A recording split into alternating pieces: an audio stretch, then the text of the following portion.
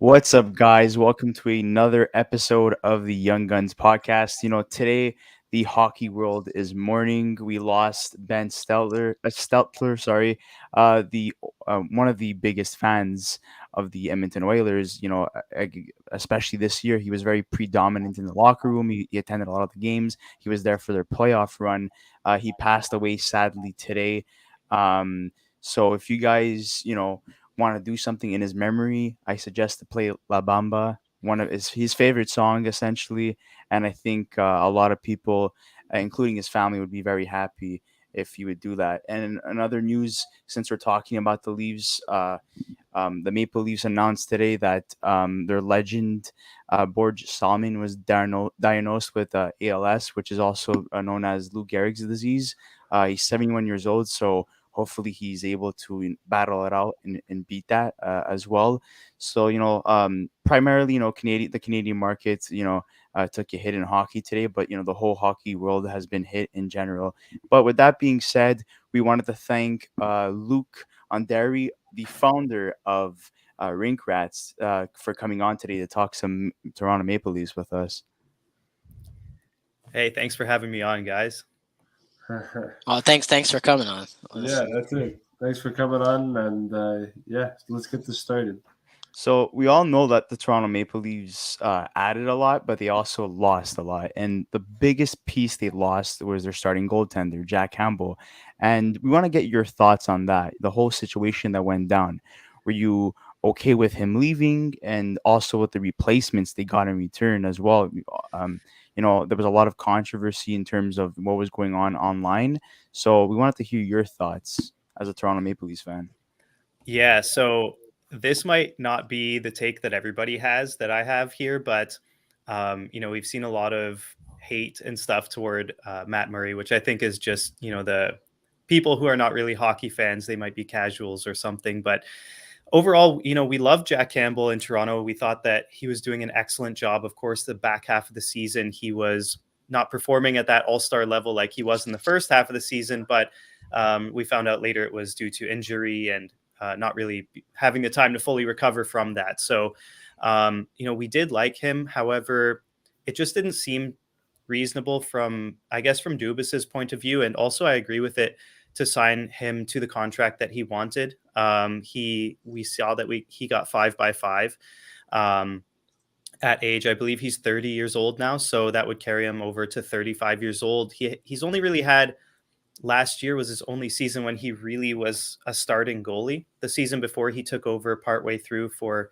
Anderson and did a great job. So he's got maybe cumulative about one season of starting history. And given he did do very well, but it's a small sample size. And so what the Leafs ended up doing is they found Matt Murray as an option from the Ottawa Senators, where he's been struggling for a couple of years in his career, but also came out that he's been battling some injuries, and he was about $300,000 cheaper per year. So not a significant amount cheaper than Jack Campbell, but he signed for a shorter term. And he's a younger player in general too. So he's got more potential to kind of maintain his peak performance, or get back to his peak performance that he had in Pittsburgh when he won 2 Stanley Cups back to back, and it really had some elite performance there. Then we've got Ilya Samsonov. Right, Ilya Samsonov, and sort of similar situation with him. He's younger. He had a season where he struggled, but overall he's shown potential as well, and he's even younger than Matt Murray. So, so I think that there's some hope for the Leafs in this tandem. It could go very well. It also could not go very well. So only time really will tell. But I think what Dubas was thinking is it's a calculated risk that he's willing to take. I think one of the things too, we talk about Matt Murray and obviously Ilya Samsonov. I like the Samsonov move. I think it was a low risk, high reward move, in the sense that if he does, turn into, a decent goalie, then you've got yourself potentially the goalie of the future in Ilya Samsonov. And I like that signing when it was made. I think it made a lot of sense for the Leafs to kind of go after him. The Matt Murray trade, I mean, I know that a lot of Leaf fans are trying to be optimistic about it. And I know that even if, yes, he's struggled in a lot of situations, but I don't necessarily think he's a bad goalie. I just personally, I'm saying this not.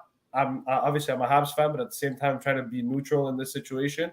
Like, I don't think that Matt Murray is going to turn into the Matt Murray or go back to being the Matt Murray that he was in Pittsburgh. And I think that in Toronto, yes, he has the opportunity to bounce back. And I think he most likely will, because he's on a better defensive team. He's on a better team in general. And I think if he can stay healthy, he's still got the talent that he needs to be in order to be a starting goalie. I just don't know if he's able to stay healthy. If this is a situation kind of like with Jack Campbell, and we saw with Freddie Anderson too in the past with Toronto, of having their goaltenders, struggle with injuries and be out for a certain period of time. If they have the same situation with Matt Murray, the Leafs are going to struggle. And I think that that's a risk that Dubas made, basically saying that if this doesn't work out, I should lose my job. Because I think at the end of the day, he hasn't addressed the most important thing that the Leafs need, which is goaltending. And at the same time, not only that, they need to get out of the first round. And that's their ultimate goal, number one. And if they can't do that with Matt Murray, well then, or if they can't do that with the goaltenders they've signed, then I think his time as GM of the Toronto Maple Leafs need to come to an end, because I don't think he's necessarily done enough for this team to get over the hump. And I think that that's the most important thing. I think we can talk about the acquisitions and the subtractions that they've made, but at the end of the day, if this team doesn't get past round one, then the only person to blame, in my opinion, is the general manager. And that's the honest truth. I don't know if you guys have any. Yeah, just to add on to that, when I saw, the trade and the return that the Toronto Maple Leafs got for acquiring Matt Murray, adding a 2023 third round pick and a 2024 seventh round pick, in terms of like asset management, Dubas did really, really well to take on Matt Murray, because there could be an upside, right? Like we're talking about, he could, not revert to his back-to-back years with the Pittsburgh Penguins when he won 2 Stanley Cups, but maybe close to it. And if he's able to be at least decent on a Toronto Maple Leafs team that's so offensively minded and they're able to score a lot of goals, season-wise, I think they're going to be fantastic. But there's also the potential where maybe they take a step back and maybe they don't finish in the top 3 in the Atlantic. Maybe they finish in a wild card spot due to their goalie tandem that, has really gone through a makeover. And just looking at the Matt Murray acquisition and signing Ilya Samsonov, it reminds me of the acquisition of Jack Campbell, where, he went after Jack Campbell, who at the time was in LA, and ultimately it panned out. The guy ended up being a starting goaltender and took over Frederik Andersen. So maybe, Dubas, has seen something that others don't. So I think Samsonov, for the most part, I think he will be a good goaltender.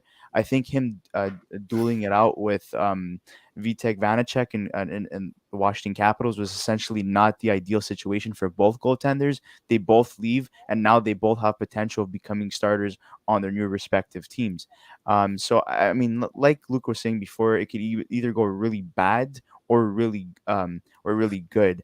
And I think in this case, in Samsonov's situation, I'm more faithful and more hopeful that he's going to be the starting goaltender compared to Matt Murray, who I see more as a backup goalie. Chris? You're on mute. He's on mute right now. Sorry about that, because my dog was barking like crazy in the background, so I had to mute myself on. But yeah, I think he should have been fired a long time ago, Kyle Dubas. But let's face it. What moves has he done besides bringing John Tavares that have been like extraordinary? Well, I mean, Campbell was a decent trade. Okay, besides Campbell, well, now he's gone now. So. And he brought Jake Muzzin in too, which I thought was decent. Yeah, it's all right, decent. But I mean, besides like John Tavares, like what, and even at that, arguably a bad move in my opinion, because this contract is ridiculous, unmovable. Yeah, maybe cap wise, and like because of what it led to, essentially, losing Hyman, losing Johnson at the time, who was a good player, obviously, not anymore. Trying to move around with cap space and stuff, like obviously it hurt them long term, but initially when they were thinking short term, look at their core, essentially. Nylander, Marner, Matthews, they need to win. Like, well, one of them's got to go. They don't even have Rasmus Sandin's not even signed. No. Yeah. Well, so Yeah. I have a different take on the John Tavares signing. I think at the time it was a great signing because we didn't, with the cap projections out into the future, it looked like it wasn't going to be as big of a percentage of the total cap by today's standards. But because of the pandemic, it really set things back. And, now they're stuck with all these major contracts that were signed just before all this happened. So I think it was kind of poor timing. Well, and I think even in terms of Tavares, like we talk about a player that was elite when he joined Toronto. I think even before that he was an elite player, and he was one of the best in the NHL. And then he goes to Toronto, and obviously the role, he still becomes a solid player. I still think John Tavares is a really good player, and I wouldn't put him in the superstar category anymore. But I think just in terms of where the cap hit is at now, I think that's a guy that no matter what, even if the Leafs are trying to move him or even if they want to move him, I don't think he's movable in the sense that his contract is just not worth it for a team, looking to essentially make the playoffs. And I think that's one of the biggest problems that the Leafs have. We look at the core four as an example: Austin Matthews, Mitch Marner, William Nylander, and obviously John Tavares. And obviously they make a lot of money, but I think at the end of the day, you're not trading Austin Matthews, you're not trading Mitch Marner. And I know a lot of Leaf fans may turn around and say, "Oh, well, we could trade Mitch Marner." I wouldn't trade Mitch Marner at all because him and Austin Matthews are your 1-2 punch up front. Then you have John Tavares, who you can't move. So the odd man out in this situation has to be William Nylander. And we've had conversations, and I think even we've seen Leaf fans and just media people in general saying that if the Leafs were to miss the playoffs, or if they were to make a big move like that, William Nylander would be the guy to go. And I think that it's not necessarily the right move for the Leafs. I think they have to find a way to move one of the core four if they do miss the playoffs again this year, because this is not a situation where, like, I know that every Leaf fan is like, "Oh, look at what Tampa did a couple of years ago. They stuck with the core and eventually they did it." And I'm like, yeah, you're right. But how long can you possibly go without getting past the first round before we say, okay, you know what? Enough's enough. Now it's time to make a change. And, at the end of the day, what Toronto's trying to do is they're trying to pry Austin Matthews to sign a long-term deal after his contract's up. And if this team can't get it done and get it done when it matters the most, Austin Matthews is going to walk away as a free agent. And people might call me crazy for that, but it's the honest truth, because at the end of the day, yes, Toronto is probably the biggest hockey market in the NHL, but at the same time, players want to win. And in Toronto, there's all this pressure about wanting to win and wanting to be successful. But if you can't get over the hump, and your star player, especially the guy who scored 60 goals this year, is going to turn around and say, "You know what, I'm going to go play somewhere else where the pressure is less, I get to still do my thing, and I potentially have a better chance of winning." So I think that's where Toronto needs to really turn their focus to, is how do we get this done in a situation where we can get over the hump and make sure that our star players like Marner, like Nylander, like Tavares, and like Matthews to stick around after their contracts are up, because that's the biggest thing, especially for Marner and Matthews, I would say. And not only that, but next year, like if they don't win if they don't win the cup this year, I mean, like the contracts next year are brutal. Like a lot of players need to be re-signed.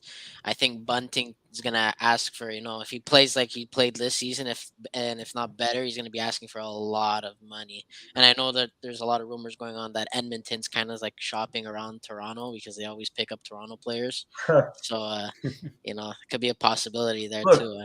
They have 2 years left of Matthews and 3 years left of Marner. They have to get it done now, right? And if they don't, there's going to be some big problems. And that's why, like, look, I don't think Kyle Dubas is a bad GM per se. I think he's got his guys and he believes in his guys. And I think that that's probably one of the problems. He's too emotionally invested to his players. And I know that that's always a good way to do things. You like to be invested with your players. You care about your players. But at the end of the day, this is a business, right? And I know that he loves his players and he's got a good affinity with his players. But you got to make the move that's going to be the best move for your team. And I just don't think that he's done that over the last 2 years. I think losing Jack Campbell, losing a guy like Ilya Mikheyev as well, who I know he couldn't re-sign. But if they can't even get Rasmus Sandin signed, the Leafs are going to be in trouble next season. Obviously, they're going to make the playoffs. I don't think there's any doubt about that by anybody that the Leafs are not going to make the playoffs. I think they will. But It's just a matter of, is this the team that's going to get through the next round, right? That's the ultimate question that I think everybody wants to know or is trying to figure out going into the season for the Leafs. So obviously, there's a lot to take in, Luke. So Yeah. Well, you know what? I think that last year was very unfortunate because of that series with Tampa. It was so absolutely close, and the Leafs actually outscored Tampa throughout the season. Just couldn't get it done in Game 7, and same old story. But you got to think like one goal could have been the difference between the Leafs making it to the second round. And in my opinion, had they made it to the second, they would have made it to the final the same way as Tampa did.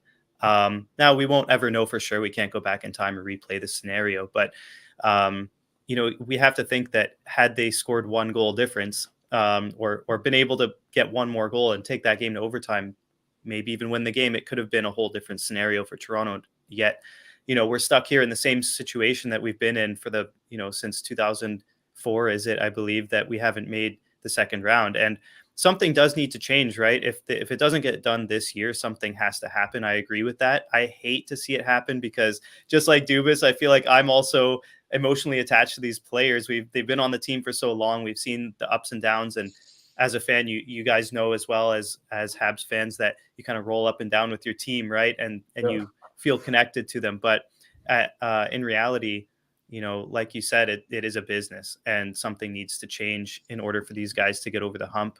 Hopefully this year's that year. Again, like obviously it's a high chance they're going to make the playoffs again this year.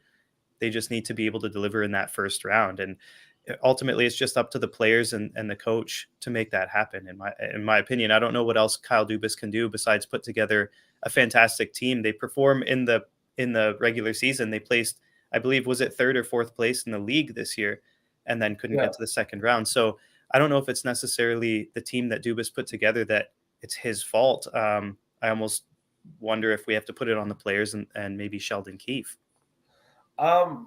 Yeah, I would say so. But even in terms of that, I don't think that I would say, yeah, you could put it on Sheldon Keefe too. And I think Sheldon Keefe has a part to blame, definitely, and the players absolutely do as well, because in the end, it is the players that are on the ice playing the game, and so they have to get the blame as well.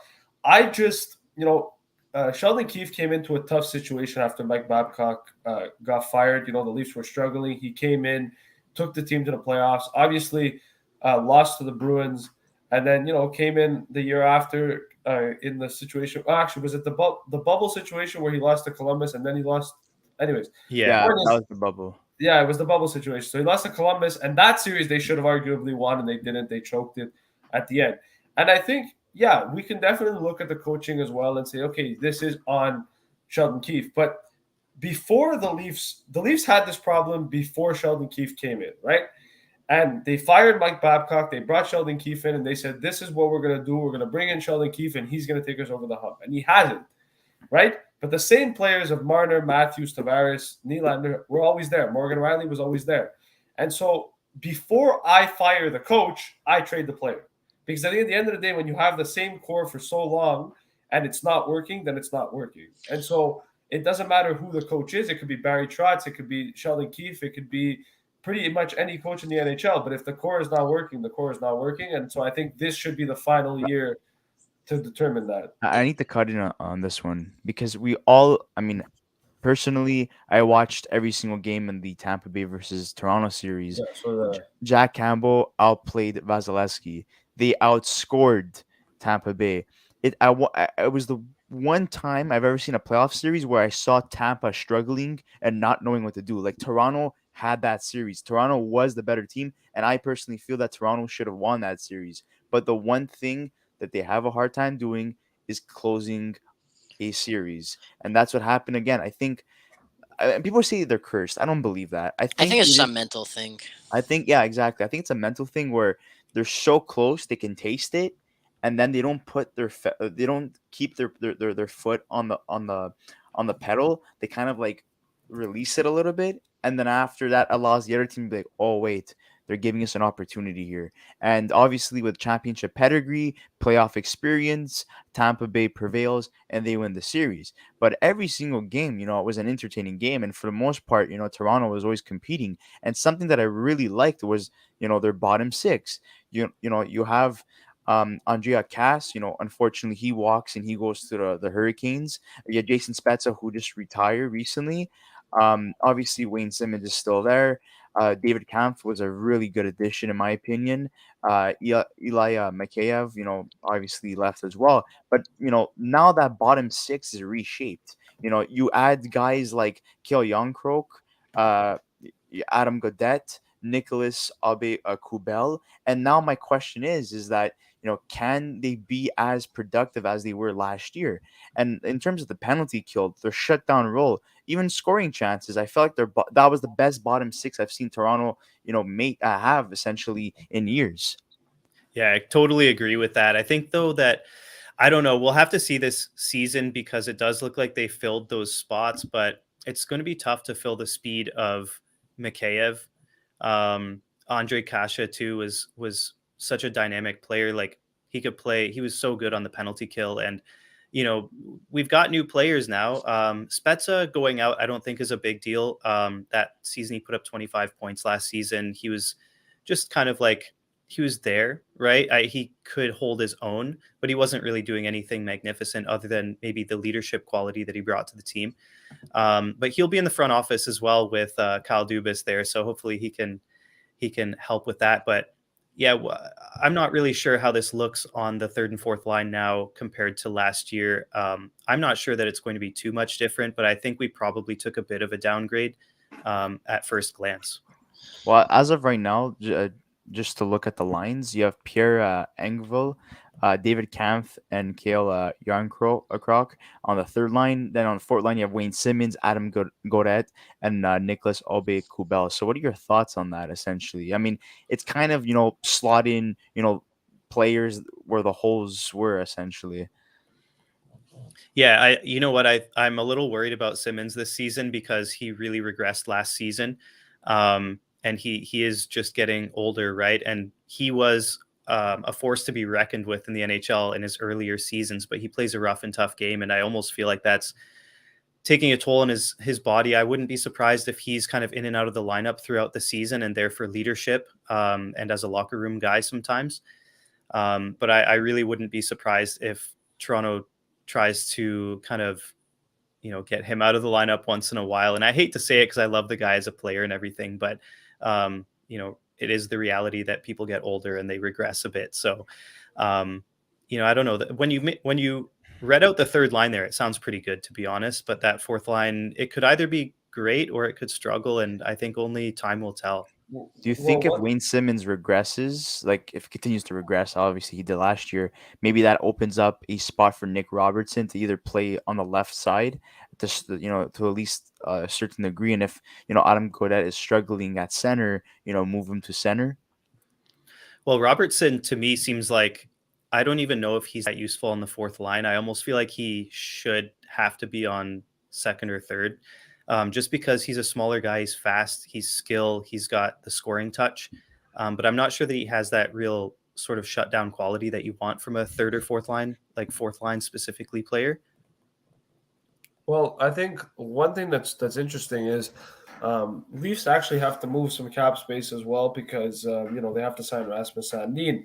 And I think what they end up doing, or what the rumor is, or what I've heard, is that they're trying to move Alex Kerfoot. If Alex Kerfoot does end up getting moved, I think Nick Robertson slots in on that second line, especially if Alex Kerfoot is expected to start the season with Tavares and Nylander.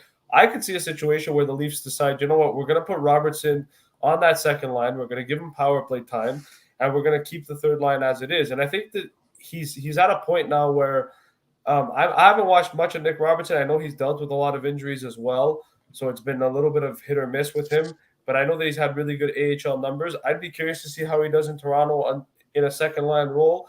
But I think that that's ultimately what it's going to be. I think if Robertson does end up making the team, it's because they've moved on from a guy in that top six to slot him in. Because like you said, Robertson isn't really going to fit on the fourth line. I don't even think he fits on the third line either.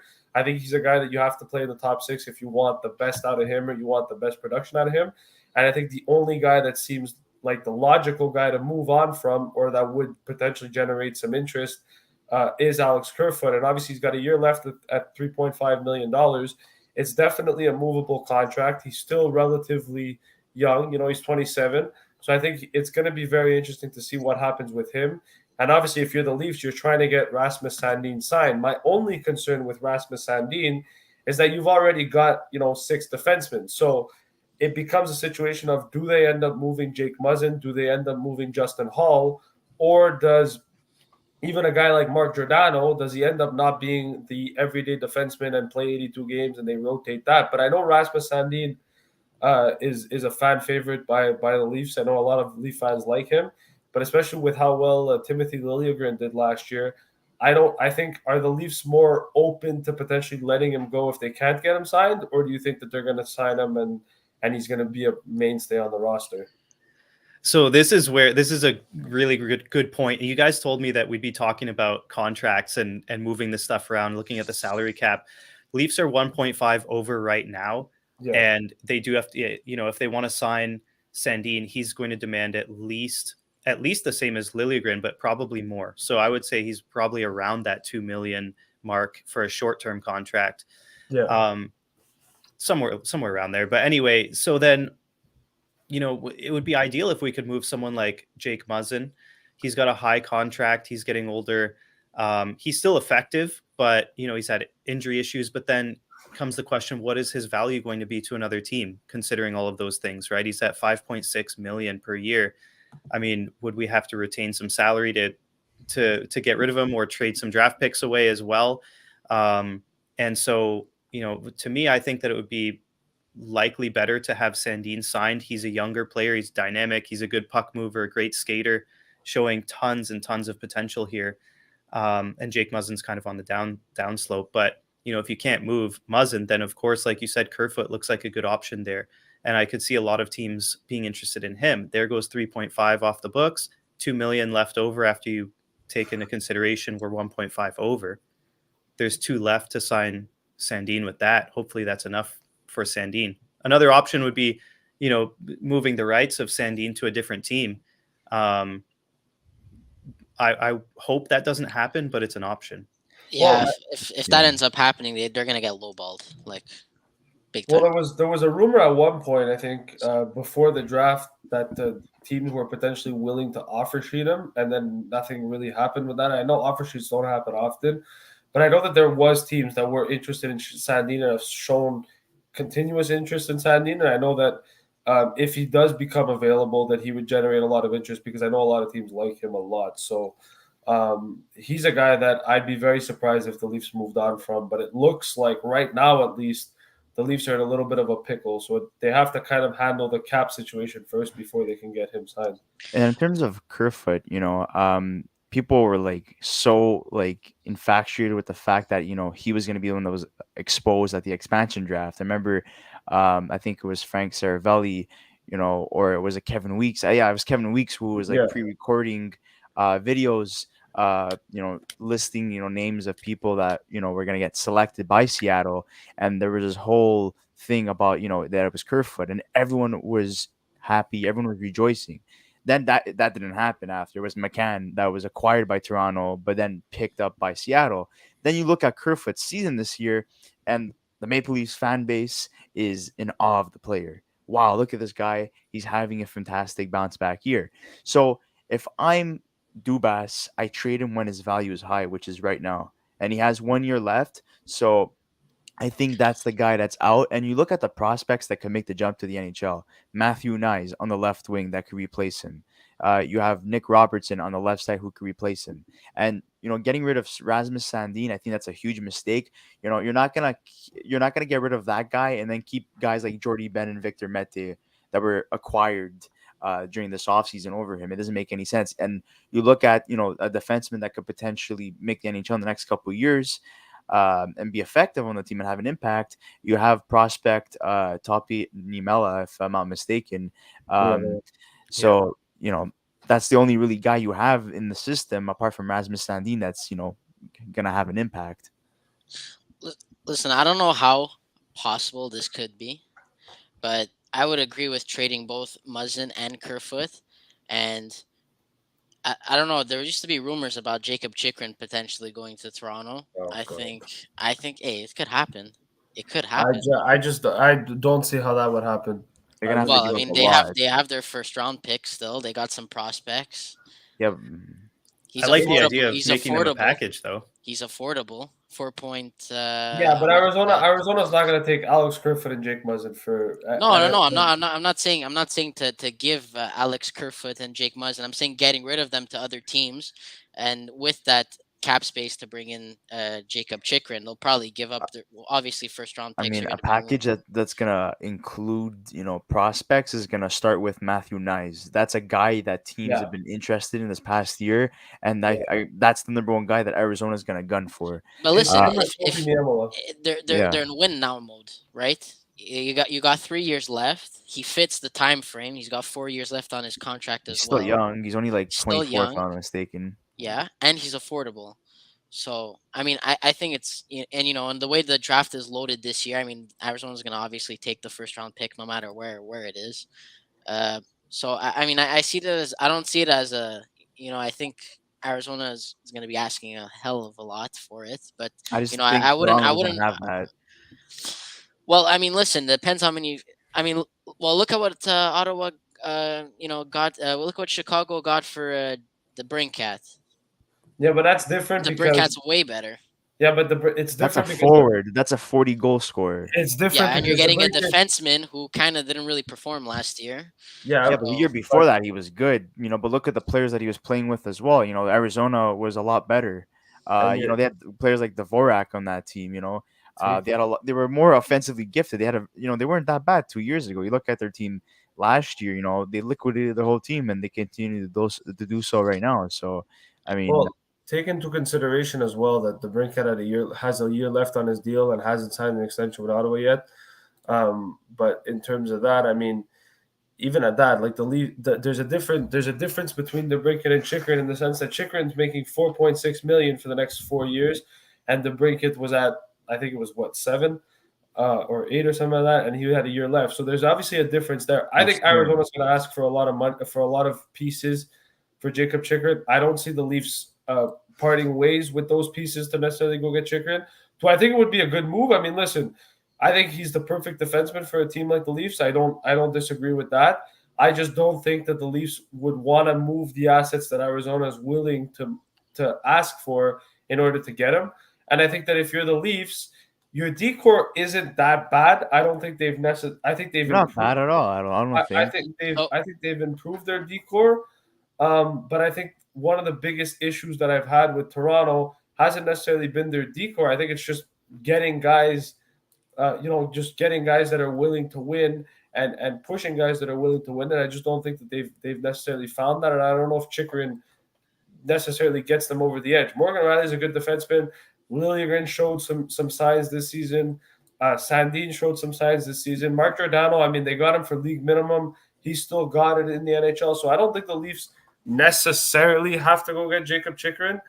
So that's why I just don't know if they would move what Arizona's asking for to try to get him. I'm not saying it's a bad move. I'm saying I just don't think the Leafs do it. However, we've seen bigger surprises. Jennifer mentioned, Lyubushkin, being, someone that, would have been very effective on their blue line this year heading to the season. I think the addition of Lyubushkin and Giordano were very good acquisitions for the Toronto Maple Leafs. Giordano, good two-way defenseman, offensively gifted, but he's not as offensively gifted as he once was. Obviously, he's a little bit older, but, defensively, he's still got it. Lyubushkin, in terms of the penalty kill, he's a specialist. In terms of the hitting, the blocking, he's an ideal defensive defenseman. So you lose him, and he didn't cost that much in terms of of his contract, and it's unfortunate they weren't able to re-sign him. And in terms of their defense, I think they were better, last year. But then again, we don't know if Rasmus Sandin's going to take strides this year. If obviously if he gets re-signed, Justin Hall, showed some brilliance last year as well. Maybe he's going to take a step forward as well. A very underrated defenseman that no one really talks about on the Maple Leafs is TJ Brody.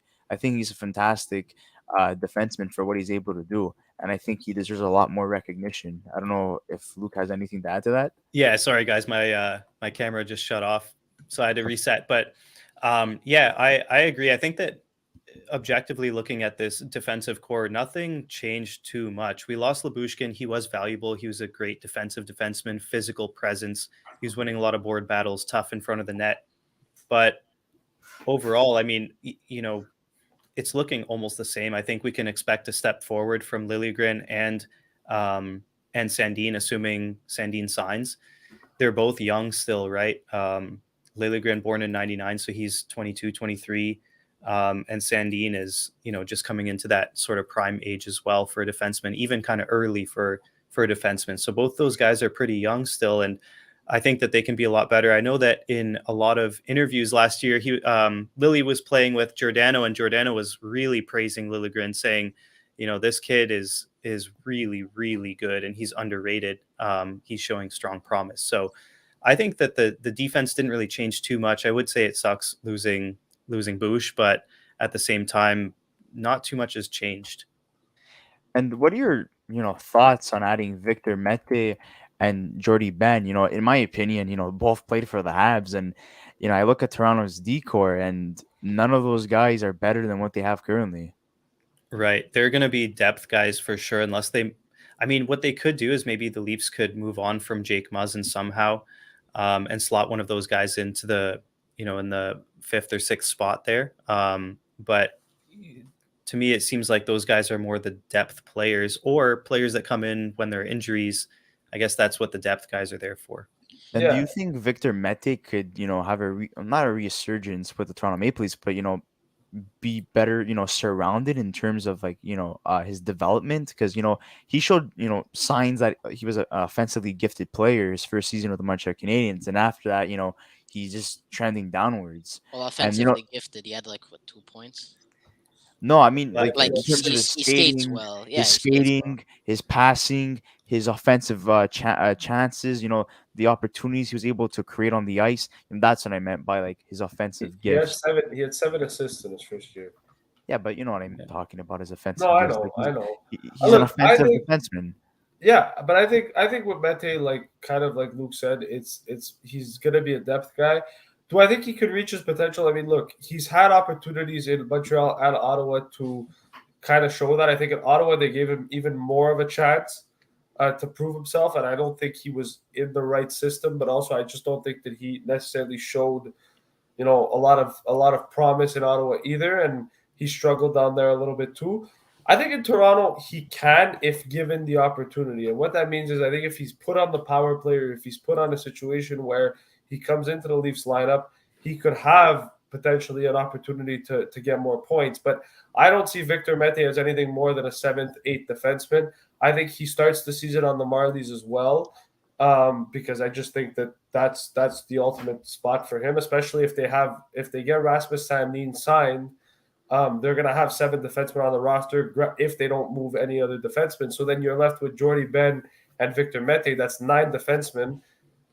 Total. I just don't see how he makes the team unless there's an injury. And then if they do decide to move, let's say, a Justin Hall or a Jake Muzzin, well, then he turns into probably the 8th or 7th defenseman. So I think Jordy Benn makes a lot of sense too, because he's a guy that I think when you could slot him in, even if it's the regular season or the playoffs, he's a big body. He's a guy who can throw a hitter here or there. I think in the playoffs, if the Leafs were to go down with an injury, you could see a guy like Jordy Benn potentially coming in and playing, as a 6th defenseman, maybe 10, 11 minutes a night, but throwing a big body here and there, a big body check here and there, or getting into scrums here and there that could potentially help the Leafs. So that one I kind of understand. The Mete one, I think it was more so of just, he's from Woodbridge, it makes sense. It's not far from Toronto. I think it made sense for him to go back and kind of play closer to home as well, even though he's back. I mean, he already was playing for Ottawa. He was technically in the same province. Yeah, but now he's in the same province.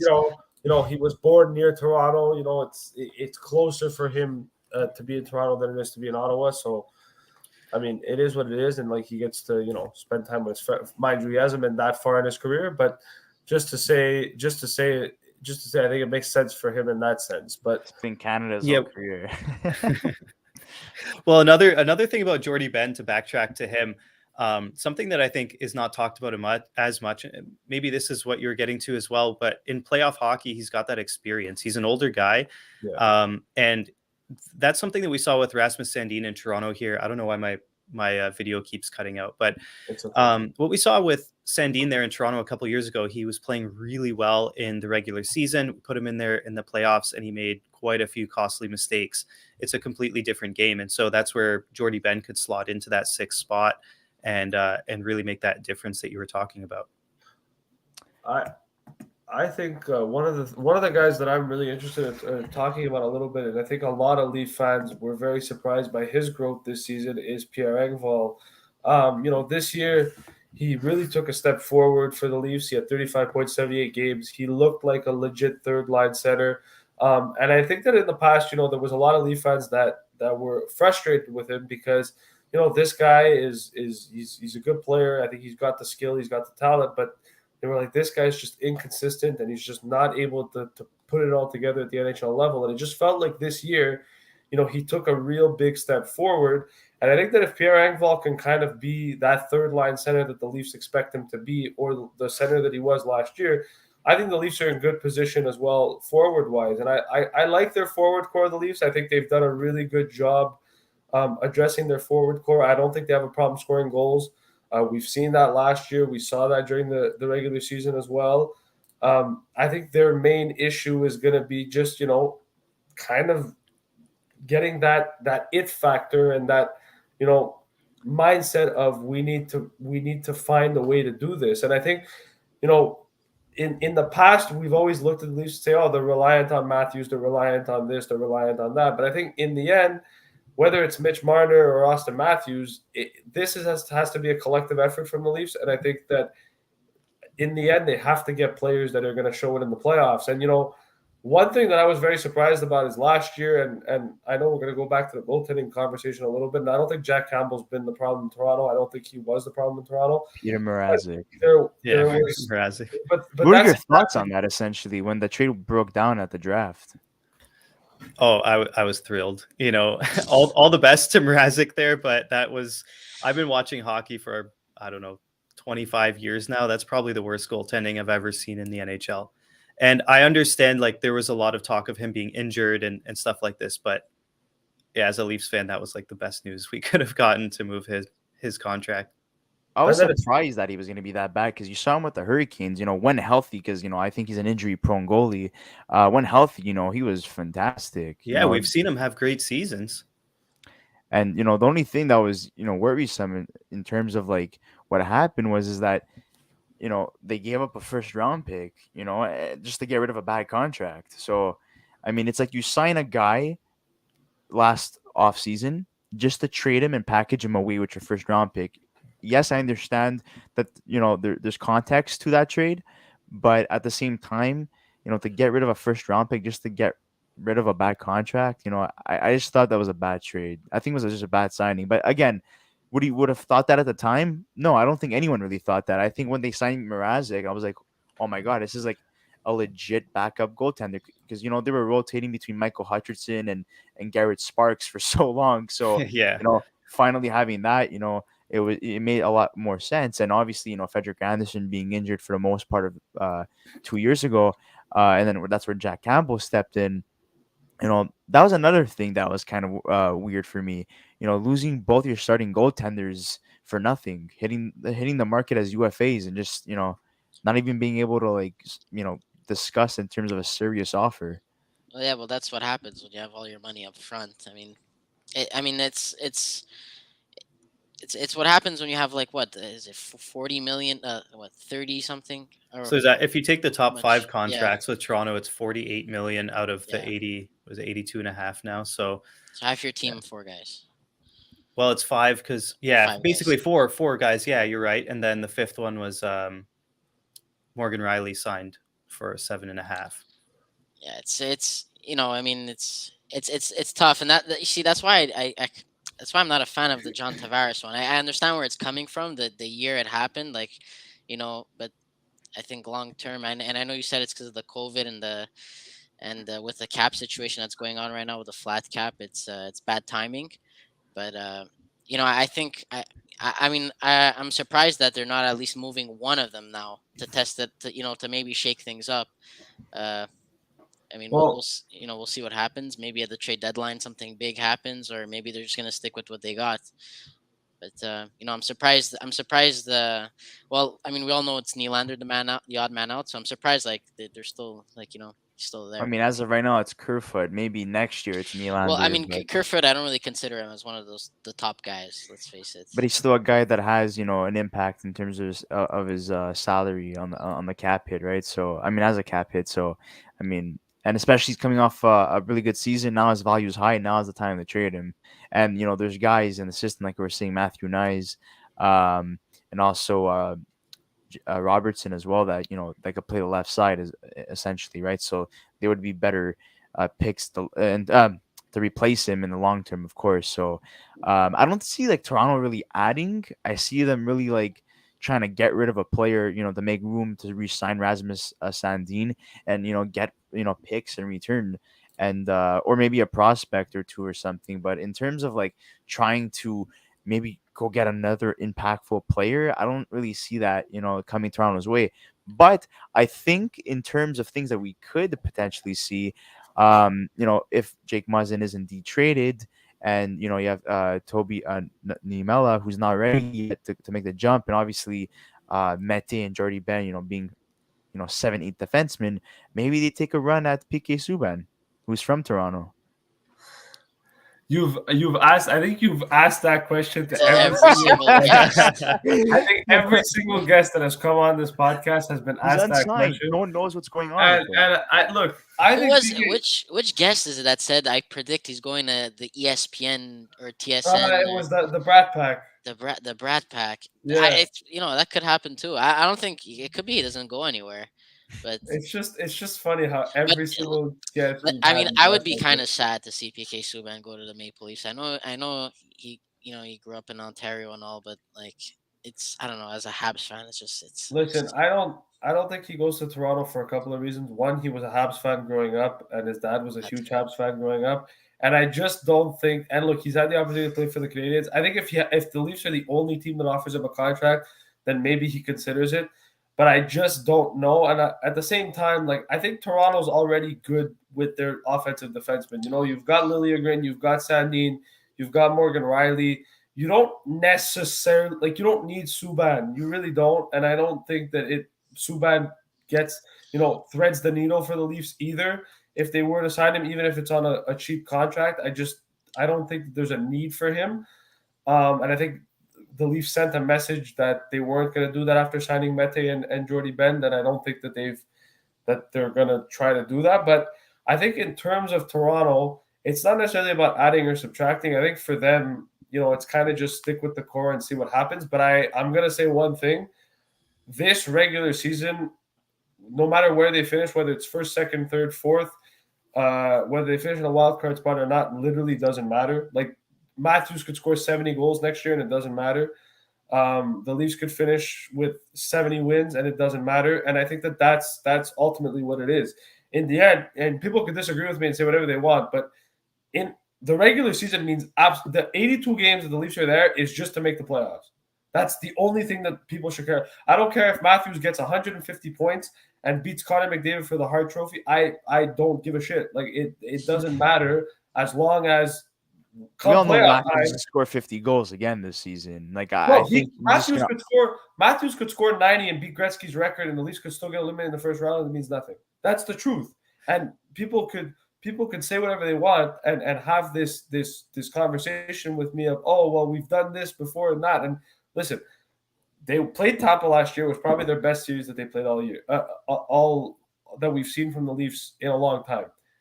Were they one goal away? Sure, but they were still one goal away. And in the end, you can't live on ifs, whats, buts, should have, could have, would have. At the end of the day, they didn't get past the first round, and that's the ultimate problem. And it's not. And I think we're we're too busy we're finding ways to defend them, and I understand that. And I think as Leaf fans, I understand that they want to support their team, and I'm totally for that.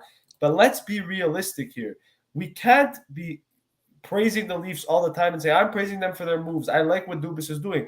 Listen, at the end of the day, I don't care what Kyle Dubas does. I don't care if he goes and signs Ovechkin and Crosby to put them on the team. If Ovechkin and Crosby aren't getting past the first round, it doesn't matter. And that's the truth. That's the truth. In the end, that's if they don't pass the first round once or twice, it's somewhat passable. But 5 times in a row, it's coming to a point where it's again. I don't want to. I'm trying to be neutral here, and obviously as a Habs fan, there's a little bit more emotion out of it too because I don't like the Leafs. But even in terms of that, let's be realistic here. Let's have this conversation. Toronto.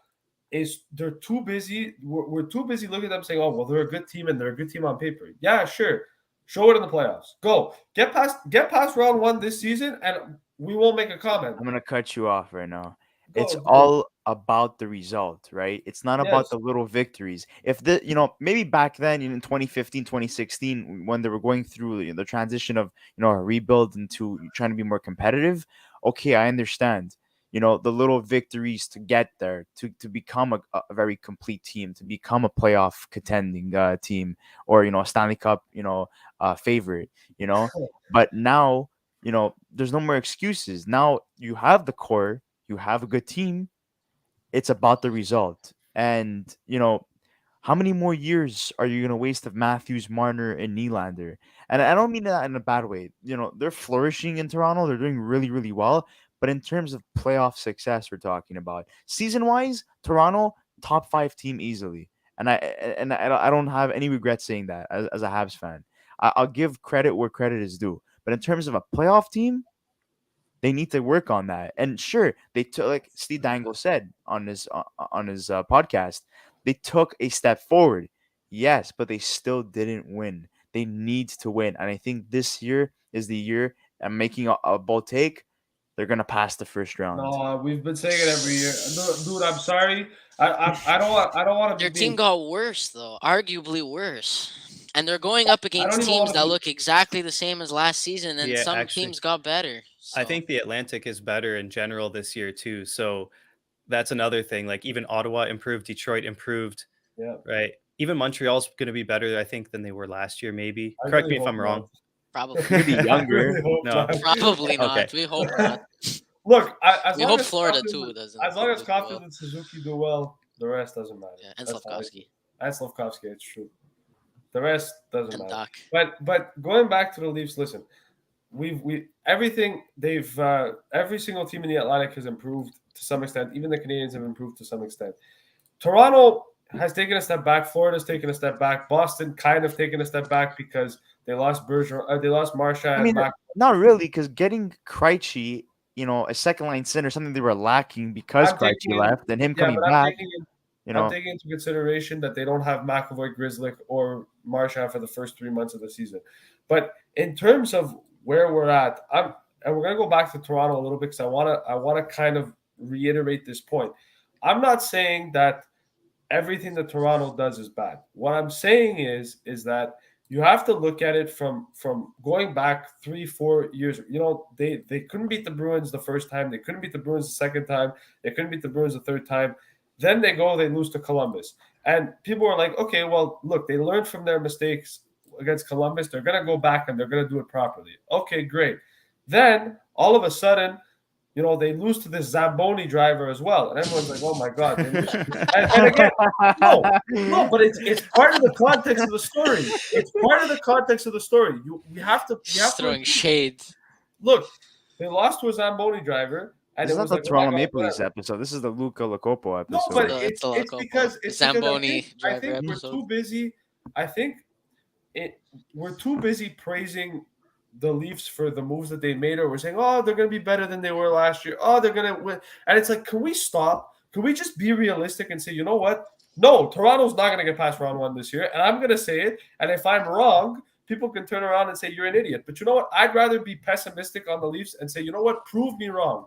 Until the Leafs don't prove me wrong, I don't care. I'm gonna keep saying it every year. I think And we can't say, "Oh, the Leafs are going to do it." Look, they said it last year. We're gonna get past Tampa in 7, and then look, we didn't.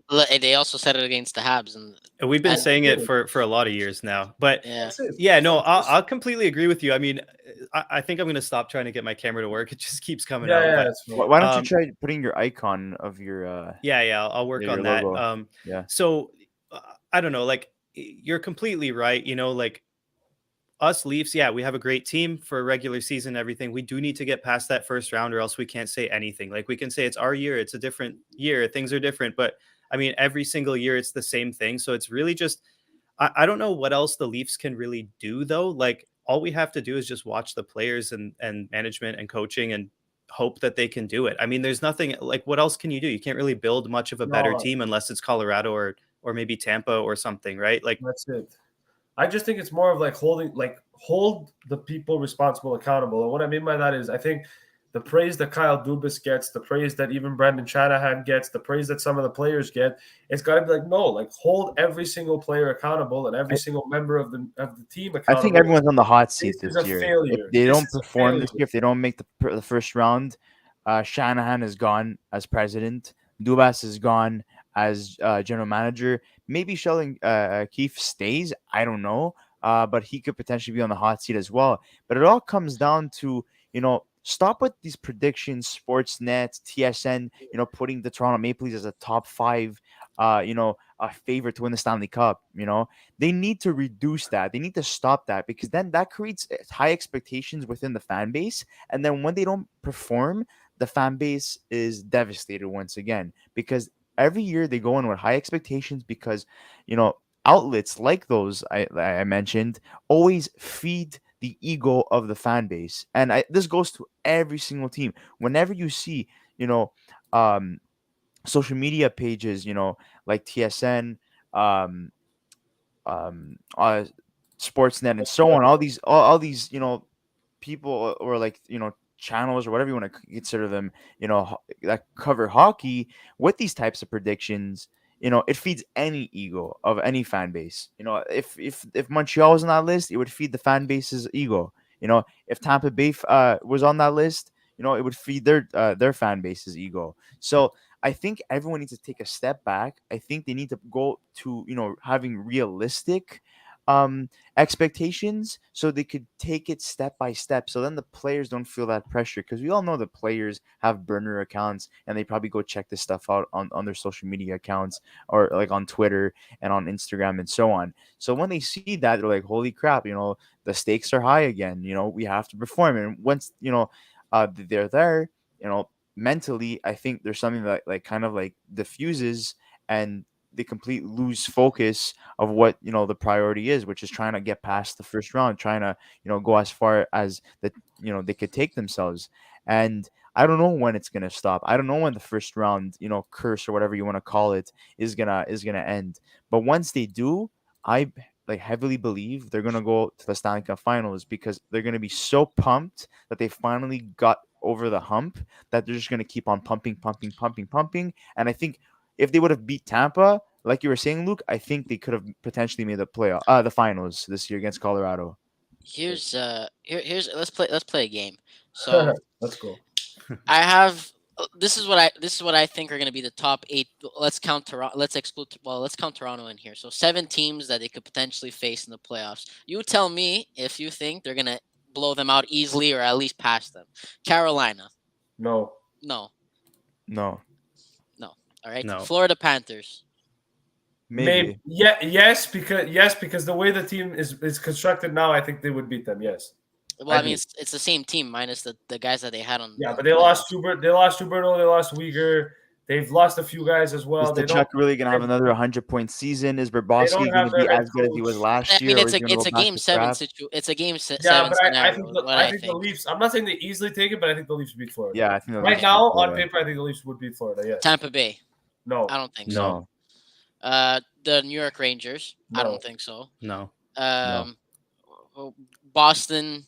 Yeah, I think they win. Yes. I mean, yes. I don't know. I would. I mean, listen. No. What about Columbus? Toronto wins that. Yeah. Columbus. Really?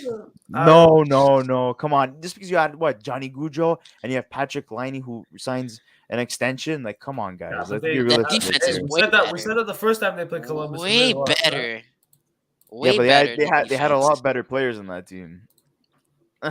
Than they do now. No, not at all.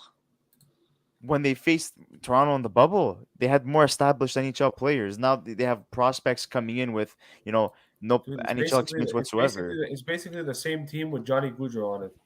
Yeah.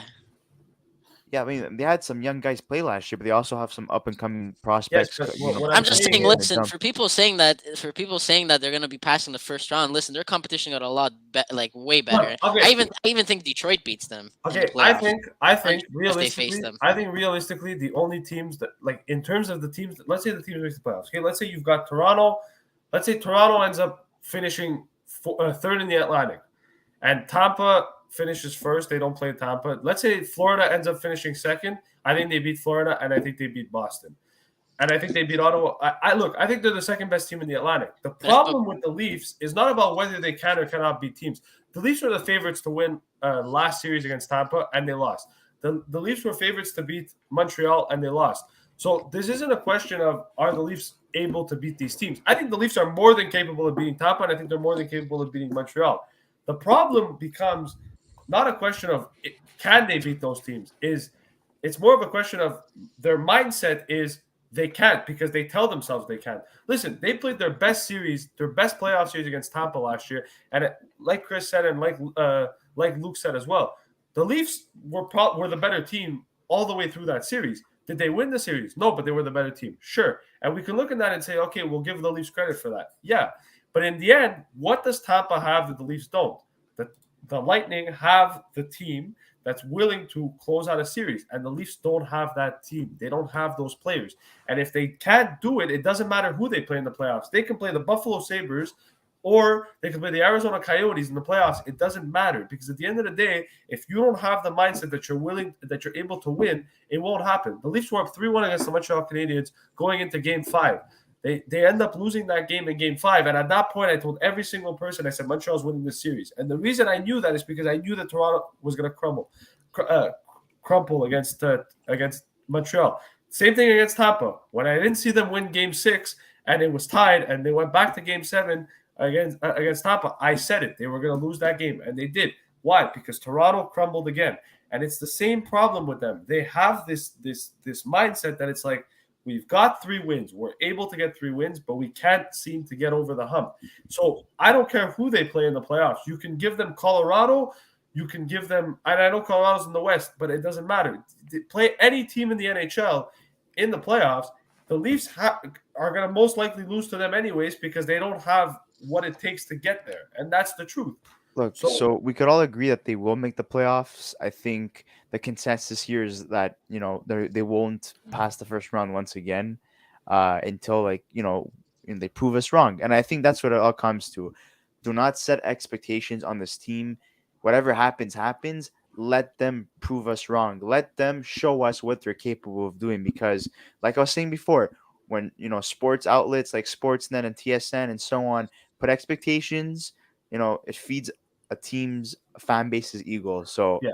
I mean, we won't do that. But, the final segment of this, and this is where Luke is a pro in, is analytics. So we want to have an understanding of how Dubas operates because we all know that, he's someone that, praises analytics.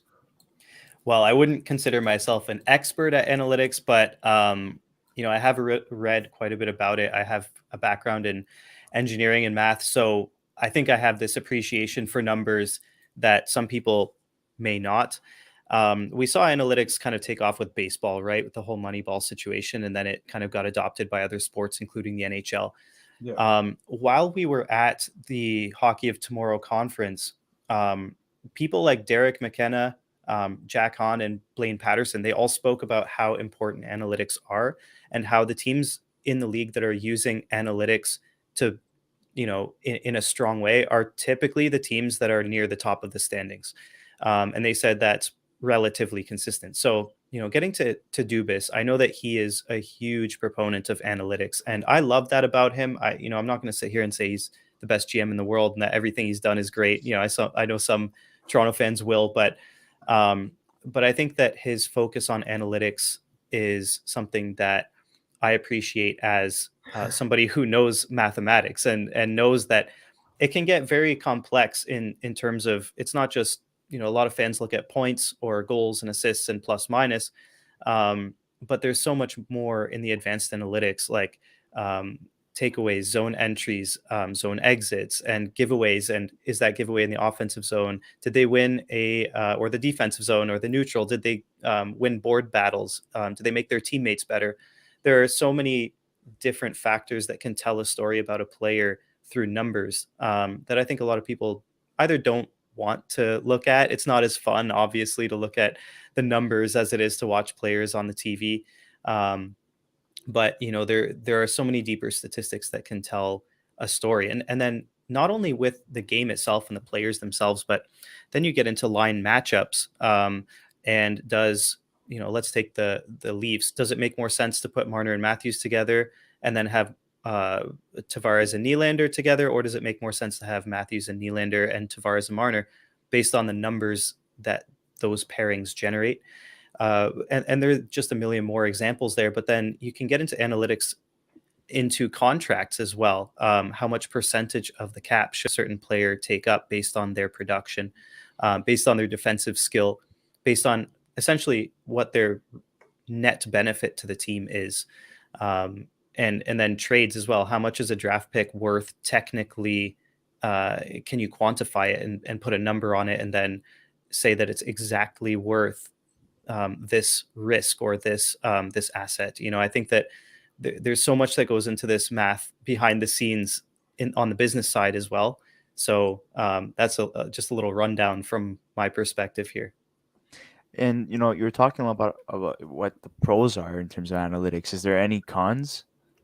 Yeah, absolutely. So sometimes numbers can tell a false story, or they can imply something that seems more important than it is. It also doesn't take into consideration things like the intangibles. Like, is someone good in the locker room? Do they help pump up the team? Are they good at like we saw Jason Spezza last year taking a huge leadership role, even though he was not playing many minutes in the playoffs there. And so these are things that cannot be determined by just analytics. And also a player could just, they could be showing 5 years of analytics that are consistent, and then you pick them up in the 6th year, they just don't perform the same way, right? So you can't solely go off of analytics, but I think it helps tremendously.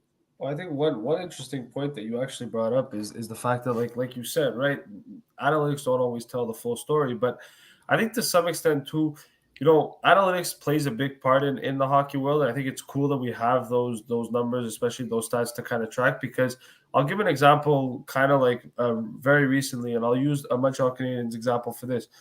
A guy like Ben Sherratt, right? And obviously if you've watched a lot of Habs games this year, you would have looked at Ben Sherratt's on the ice. And I'm not talking about analytics. I'm talking about just on the ice. And said, okay, he's not that bad of a defenseman. He does a lot of good things, right? Whatever. And then you go and look at his analytical numbers, and they're awful. And I think that a lot of the times too, analytics can tell a false story, but I also think that you have to determine it based on the eye test as well. I think the eye test is another way to kind of determine how good a player is, because you also have to take into consideration that, and I don't know if analytics tracks this or not, but it's also based on, the team that they play for, the teammates that they play with, the situations that they're being put in on the ice.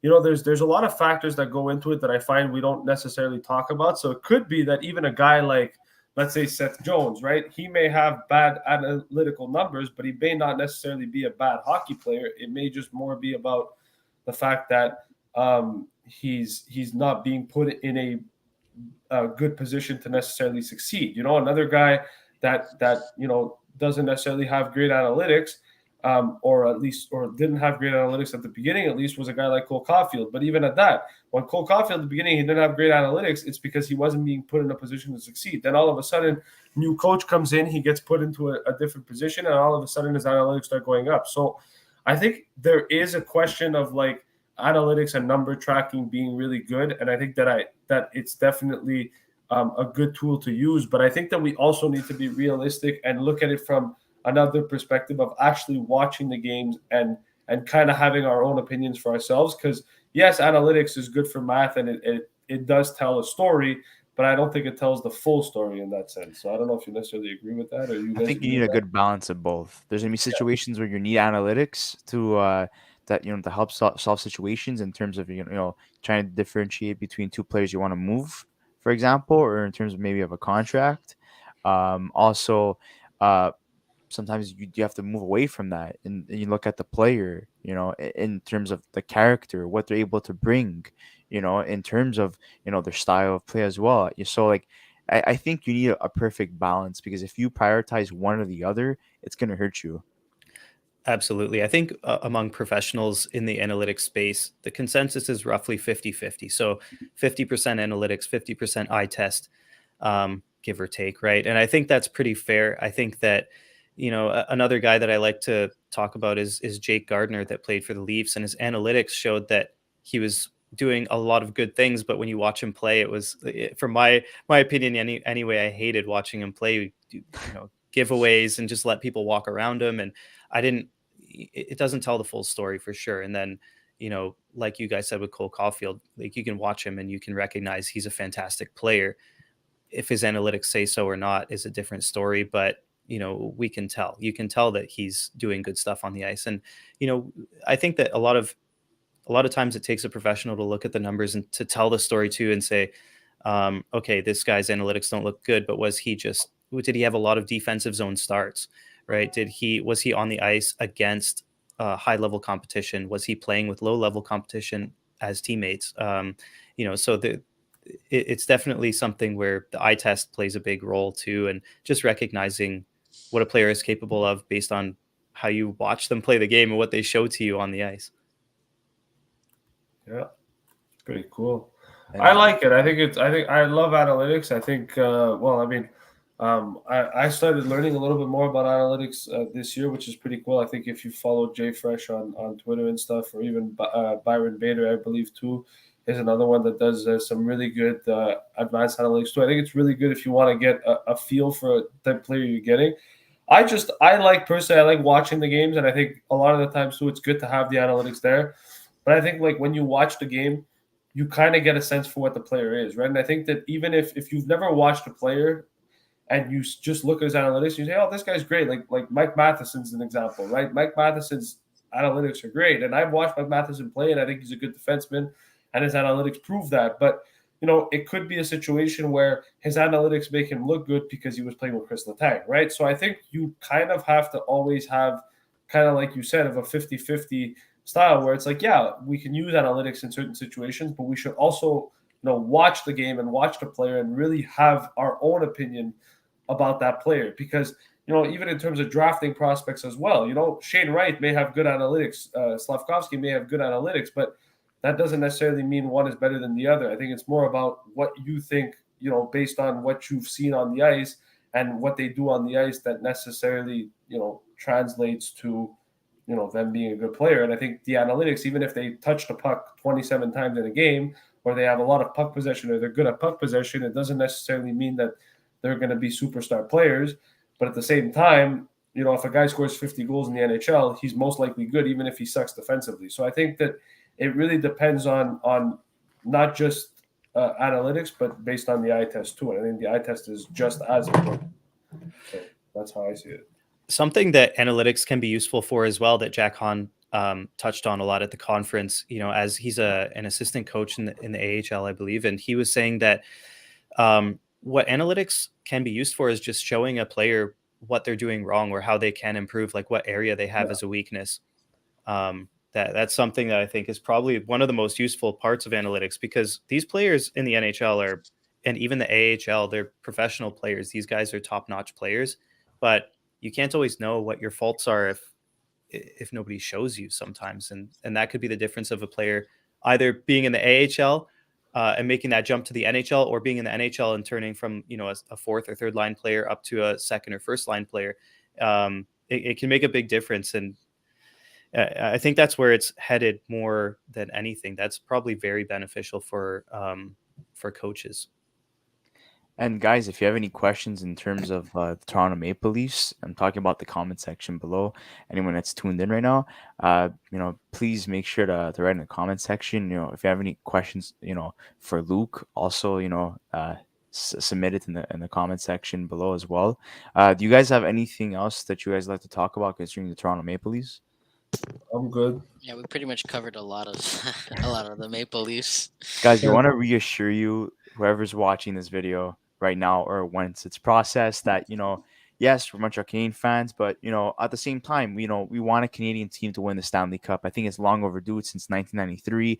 It's getting tiresome to see American teams always hosting the Stanley Cup, right? So honestly, in my opinion, sure, I'm not a big fan of Toronto Maple Leafs, but if they were to win the Stanley Cup, I would be happy for them because it's about time a Canadian team wins. And I'm sorry. Honestly, I wouldn't like Chris said, I wouldn't mind. They're representing Canada, and honestly, I mean, besides, Ottawa and them are kind of our best shots, right? And Calgary too. They're kind of the best shots. Nah, I'm sorry. Listen. The Leafs could go to the Stanley Cup final. They can represent Canada in that way, but I don't want to see them not hoisting a cup. Listen. They're a good. No, but I'm gonna be honest. Don't go with another rant. We don't have time for that. No, I'm just gonna be honest. I just don't. It's like church. It's like he came out and he's like, you know what? I'm gonna play the role of the preacher today, and that's what Luka wants to do. What, man? Listen. Preacher, if he hated everybody. You know what? Why are you even wearing blue at this point if you're gonna just crap on them the whole time? I actually wore blue because I'm actually, trying to represent the Maple Leafs since we're talking about them. Man, I just put a shirt on this morning. I didn't pay attention to right? It just so happened it's blue. That's it. Subconsciously, he's turning to a Leafs fan. Also, Chris, don't forget to mention the giveaway. Huh? Yeah, guys. So as you guys know, we passed the 1K milestone, but we're doing a giveaway now because we've done it. So essentially, you guys, if you subscribe to our channel, you'll have a shot to win a NHL jersey of your choice. That's going to be announced on our 1-year anniversary on August 15. So please, if you haven't subscribed, or any family members or anybody that hasn't subscribed, please get them to subscribe. It's going to increase your chances of winning a jersey. So yeah, I think that's all we have, in terms to cover for the Maple Leafs. So I hope you guys enjoyed it. Non-Maple Leaf fans, Maple Leaf fans, hopefully you don't take too much of this criticism to heart. We just want, I know I want the best for you guys. Luke, on the other hand, forget about it. I think he just wants you guys to crumble. But No, I don't want them to. I like poking the bear. It's fun. Poking the Maple Leafs bear. Anyways, Luke, we just want to take the opportunity to thank you so much for coming on to our podcast. We met at the pre-draft press conference in Montreal. You came all the way from Toronto to Montreal, and you approached us, and it was really nice of you. And we spoke for what, like close to 2 hours. So that's where essentially our connection or our friendship started, just from being invited to the same event. So I mean, it's crazy how far we went in terms of having an actual episode together.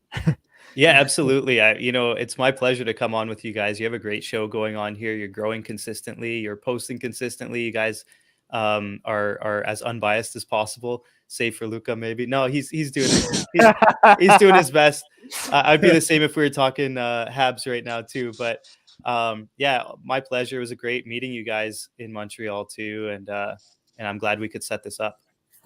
And we're thinking maybe as an idea, maybe sometime during the season, if we both have the time, maybe seeing, having an episode, a little fun, Young Gun special where Habs fans obviously have to say good things about the Toronto Maple Leafs, and Toronto Maple Leaf fans have to say good things about the Habs. I think that would be a very interesting video idea.